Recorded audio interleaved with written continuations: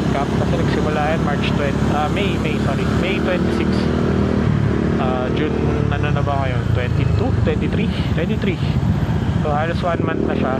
So napansin ko naman talagang matino ang mga drivers, di lang motor, pati yung mga sasakyan. Kasi grabe yung mga sasakyan dati dito kung kung mag-serve talagang kaliwat kanan.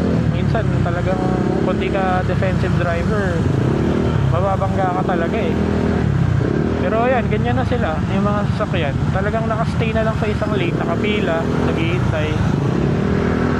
Ayun, so sa mga sasakyan, nabawasan yung mga serving na delikado para sa mga motor. Tapos itong mga motor naman, nabawasan naman yung kakasingit na delikado rin para sa mga sasakyan at kapwa nila motor, di ba? Tapos ito, yung bike lane, controversial pa rin to kasi tingnan nyo naman, hanggang ngayon wala naman halos gumagamit. Pailan-ilan lang, bilang sa daliri. So sana nababawasan yung traffic kung dumadaan na rin yung motor dyan. Ay wala gusto nila yan. So susunod lang naman tayo.